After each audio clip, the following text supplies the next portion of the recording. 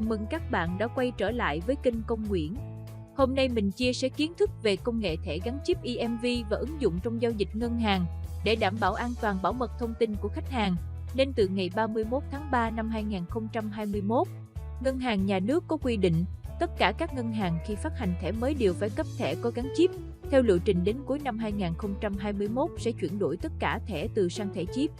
Thẻ có gắn chip hay còn được gọi là thẻ EMV là thẻ được gắn một con chip điện tử, kích thước nhỏ với bộ vi xử lý như một máy tính công nghệ cao, nằm ở mặt trước thẻ.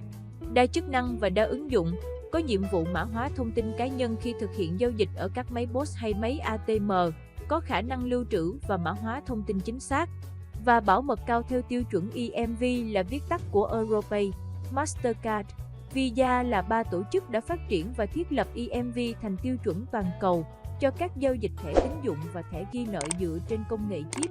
Khi thực hiện giao dịch trên thẻ chip sẽ phải trải qua nhiều bước xác thực từ thiết bị nhận thẻ, ngân hàng thanh toán, tổ chức Europay, Mastercard, Visa và ngân hàng phát hành. Mỗi lần thực hiện giao dịch thì chip gắn trong thẻ sẽ tạo ra một mã độc nhất và không bao giờ lặp lại, có thể ứng dụng nhiều công nghệ cao như thanh toán không tiếp xúc contactless hoặc thanh toán chạm, an ninh cho máy tính, máy bán hàng tự động v.v. Bên trong mỗi thẻ có một anten cho phép trao đổi thông tin với máy đọc mà không cần tiếp xúc vật lý. Dấu hiệu để bạn nhận biết thẻ ATM của mình có thể thanh toán không chạm là có biểu tượng cột sống bên cạnh chip. Hiện nay, thẻ chip có hai loại phổ biến là thẻ chip tiếp xúc và thẻ chip không tiếp xúc. Thẻ chip tiếp xúc, việc đọc, mã hóa và truy xuất dữ liệu của thẻ chip tiếp xúc phải phụ thuộc vào sự tiếp xúc của thẻ và đầu đọc thẻ. Tuy nhiên, việc xử lý thông tin của thẻ chip này chậm hơn, nhưng lại có độ bảo mật cao hơn thẻ chip không tiếp xúc.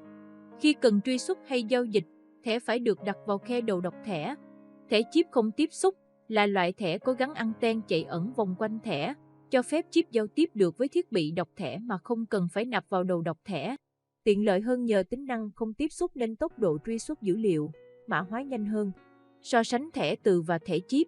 Nhìn chung, thẻ từ và thẻ chip đều có điểm chung là thẻ ATM được ngân hàng phát hành cho khách hàng với mục đích quản lý và bảo vệ thông tin khách hàng. Tuy nhiên, thẻ từ dùng giải bằng từ truyền thống ở sau mặt thẻ để mã hóa, xử lý thông tin chỉ một lần duy nhất. Với hàng rào bảo mật không cao, thẻ từ dễ xảy ra tình trạng bị kẻ xấu lợi dụng, đánh cắp thông tin khách hàng. Trong đó, thẻ chip với bộ vi xử lý thông minh như một máy tính khi mã hóa, quy trình giao dịch phải trải qua nhiều hàng rào bảo mật cao, khó xâm nhập vào hệ thống thông tin khách hàng, hạn chế được việc làm giả và đánh cắp thông tin khách hàng. Để so sánh độ an toàn thì thẻ chip được đánh giá cao hơn và được đưa vào sử dụng phổ biến hiện nay tại các ngân hàng. Với nhiều hàng rào bảo mật, quy trình đọc và mã hóa thông tin nhanh chóng và độc lập, khách hàng sẽ trải nghiệm các hình thức thanh toán nhanh chóng, tiện lợi và an toàn, phù hợp với các giao dịch nhỏ lẻ tại các ngân hàng, siêu thị, nhà hàng ăn uống v.v. Việc chuyển đổi từ thẻ từ sang thẻ chip công nghệ cao còn khá mới, các ngân hàng vẫn còn đang trong giai đoạn chuyển đổi. Trong quá trình sử dụng, việc thẻ chip vẫn còn những hạn chế về lỗi là điều không tránh khỏi, bởi một số nguyên nhân phổ biến như sau. Thẻ chip bị trầy xước, thấm nước ướt, bị gãy, virus tấn công chip, hệ thống chip của ngân hàng bị lỗi. Để tránh việc hư hỏng thẻ chip, trong quá trình sử dụng, các bạn nên bảo quản kỹ để tránh trường hợp lỗi thẻ chip. Cách xử lý khi thẻ chip bị lỗi.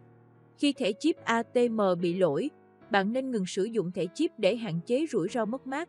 Mang thẻ chip ATM đến chi nhánh ngân hàng gần nhất thuộc hệ thống để nhân viên kiểm tra. Khi chắc chắn thẻ chip của bạn đã hoàn toàn có thể sử dụng được, bạn mới nên thực hiện các giao dịch tài chính. Ngoài ra, khách hàng có thể gọi đến tổng đài chăm sóc khách hàng của các ngân hàng để được hỗ trợ các vấn đề liên quan đến sử dụng thẻ chip như cây ATM không nhận thẻ, máy POS từ chối giao dịch bằng thẻ chip, v.v. Khách hàng có thể yên tâm về dịch vụ chăm sóc khách hàng luôn hỗ trợ 24/7. Hiện nay, các ngân hàng cũng khuyến khích khách hàng đang sử dụng thẻ ATM từ chuyển đổi sang dùng thẻ có gắn chip. Việc chuyển đổi thẻ ATM từ sang thẻ chip đã và đang được thực hiện miễn phí tại nhiều ngân hàng trên toàn quốc. Trên đây mình đã giới thiệu cho các bạn ưu và nhược điểm của thẻ từ và thẻ chip. Chúc các bạn luôn mạnh khỏe và tràn đầy năng lượng. Mọi ý kiến, chia sẻ và đóng góp, xin vui lòng để lại bình luận bên dưới video hoặc gửi thông tin về địa chỉ email ở phần mô tả. Hãy nhấn đăng ký, like, chia sẻ để ủng hộ kênh Công Nguyễn nhé. Xin kính chào tạm biệt và hẹn gặp lại ở video tiếp theo.